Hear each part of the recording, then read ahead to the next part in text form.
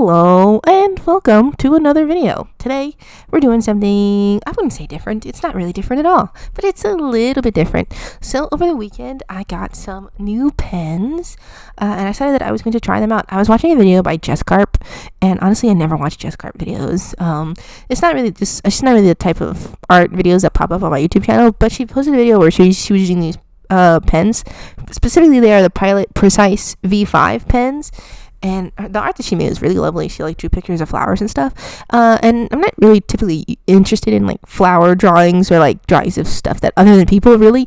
But I thought the way that she was using them was really nice, and she's really combining colors in a really beautiful way.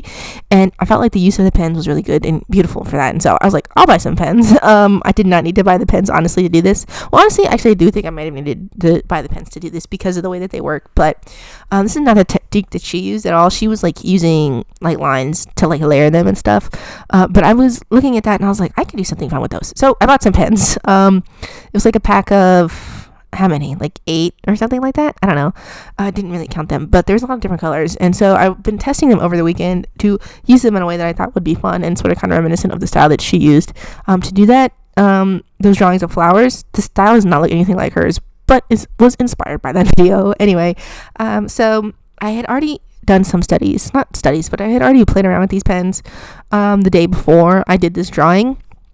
But I wanted to try them out with there was a combination I didn't actually try when I did a previous page. I was trying combinations of red and pink, and then red and orange, and then yellow and orange and stuff like that. Colors that were that went together, complementary colors. I did one that was green and pink to try that one out, but I didn't try out red and black. I don't know why, it just slipped my mind. I was like, I should have done red and black, they go together, right?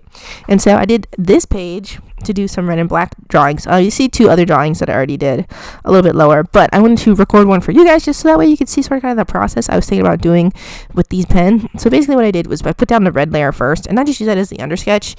And I've been really trying lately to stop using guidelines when I'm drawing faces. For a long time, I wouldn't say for a long time, but for a while I had stopped using guidelines to draw faces, and then somehow at some point I had gone back into drawing the little cross to position the eyes and stuff. Not to say that's bad to do that. It's not bad to do that at all. It's just I'm trying to get good at placing the eyes and the ears and stuff on the face without having to use those guidelines. So I was like, I'm not going to use the guidelines. I'm just going to approach this a little bit as if it was a finished drawing, right? And so I still have to do some guidelines. I still have to do the curve of the head to find that out. That's probably going to be my next thing that I'm going to try to do, is to stop drawing that curve and just going straight to the face. But I'm not at that point yet. So I drew the face, right, with as minimal amount of guidelines as possible. And then I went over the red with this black pen. And so for a spot that I felt needed a little bit more of, not contrast, but definition, for the eyes and parts of the face, I felt they really needed to have to pop out more. I went over that with the black lines, and then I also wanted to go over the lines with the black where I felt there was going to be overlap. So I was trying to use the black to be a shadow color. It's where the hair overlaps with the chin and stuff like that, or the shadow underneath the chin. I wanted to add the black there. But the good thing about these pens is that they stay wet for a long time. These are specifically rollerball pens.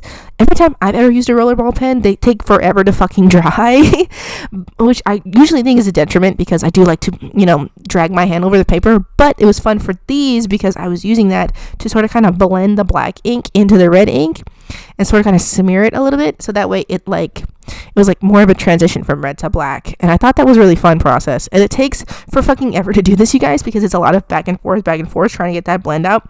I mean, obviously it's not 100% blended. You can still kind of sort of see it's not as subtle as a shift to red to black as it could be. But it's fine. It's just a little doodle in my sketchbook. But I thought it was a fun process to try out and just show you guys how I was doing it.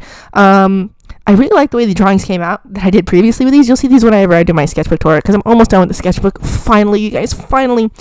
Honestly, if I wanted to get it done faster, I should not have done these drawings because, like I said, it took me a long time. This one singular drawing of this girl took me 30 minutes just because I went back and forth so much. But I was trying to get the sketchbook done, and I was like, oh my god, it's taking forever. I should just draw a bunch of shit and get it over with because there were so little pages left. But I was like, maybe I should just take a break. I should, stop being in such a rush to finish the sketchbook and take a deep breath and slow down. And so I got these pens and I was like, I'm going to test them out and I'm going to take time on these drawings. And so I filled up a whole page of little doodles with these pens. They're doodles, but like I said, I was trying to make them a little bit more complete, a little bit less with guidelines, a little less scratchy, and like a whole bunch of like sketchiness of them. So they're still sketchy, but a little bit less so than my normal stuff. You know, my normal stuff, I'm like, I don't care where the lines go. It's fine. It's whatever. But for these, I tried to exhibit a little bit more patience. I do tend to get a bit impatient with art, especially with myself. It's like, maybe you're thinking that you're not as proud as your art because you're not taking your time with it. And I think I've gotten into the point where I've been trying to rush myself a lot more. I've been trying to make my art go faster and faster, which is it's not a bad thing to want to go fast, but to want to be faster. But I feel like I just need to take a second and like slow down. Like, it's okay if the sketchbook takes an extra week. There's no deadline. You set a deadline for yourself, but like that doesn't matter. I'm gonna finish it before the deadline anyway. My self-imposed deadline, I wanted to finish it before October. I'm on track to finish it before October, and I've been drawing a lot anyway. I've been trying to draw like 4 pages per day. I was not even trying to draw 4 pages per day, but I've been drawing 4 pages per day, and actually slowing down helped me sort of kind of be able to do that in the process of trying to finish this sketchbook. I feel like when I was rushing, I was just like, I don't know what to do. I have to finish this sketchbook, and I don't know what to draw on it, and I just wanted to get it done. But I took a step back. I was like, I'm going to slow down. I'm going to draw. And I want to think about the next thing I want to draw while I'm drawing the stuff that I already know I want to draw. So I was drawing these pictures, and I was like, okay, what am I going to draw next? And so since it was a slow process, there's a lot of repetitive going back and forth, it gave me more time to think about what I wanted to draw next. And I was like watching things, and I was listening to things, and I was like, it would be fun to draw that person. And so I would draw that person after I finished the page, and I was like, that was fun drawing that. And then while I was drawing, I was thinking, I was like, what do I want to draw next?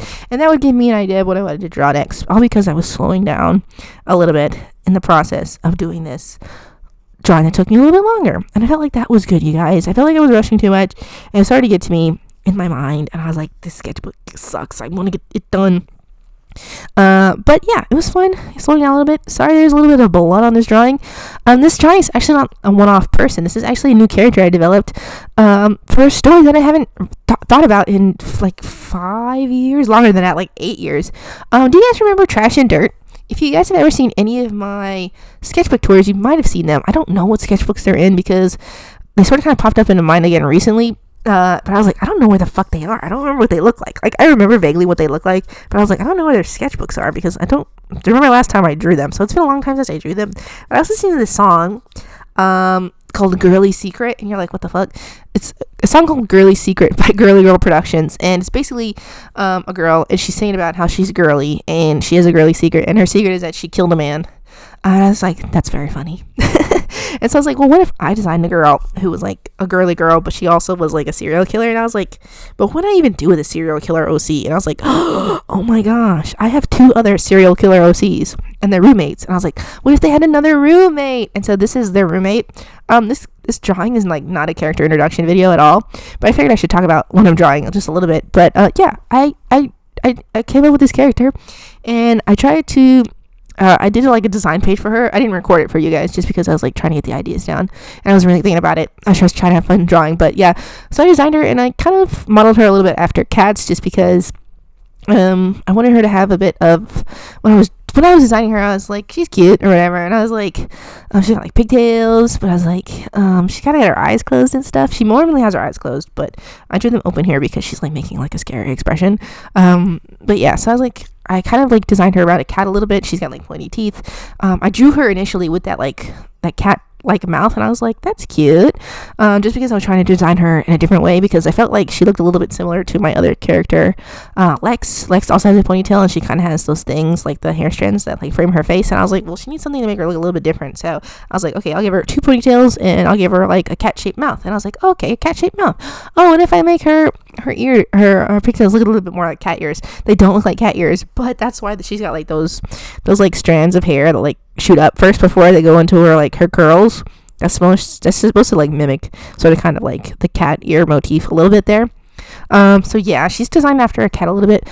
She also has a mean nickname. I know initially I was talking about Trash and Dirt. I was like, they're actually called Trash and Shit because but I called him Dirt because I was afraid of cursing. But now I kind of like, I prefer Trash and Dirt because Trash and Shit kind of just feels like needlessly edgy or whatever. And also I wanted a different S name.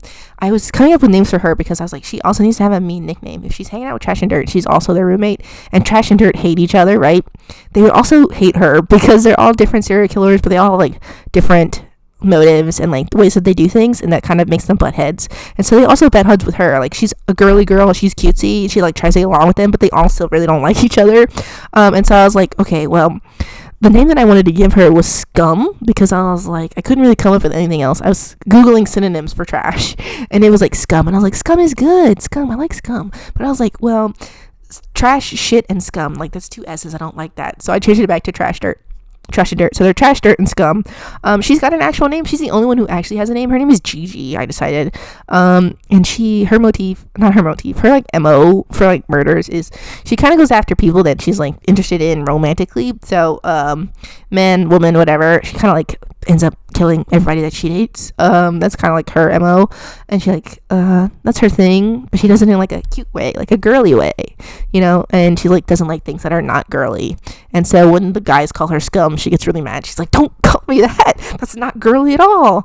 And so yeah, that's like their kind of relationship. I feel like it's a lot of fun to add a new character into like a story that you weren't even thinking about for a long time. Like, I haven't thought about Trash and Dirt in forever. I haven't drawn them in forever, but after I came up with Gigi, I was like, I had so many ideas for Trash and Dirt, and I was like coming up with like what their sort of story would be about.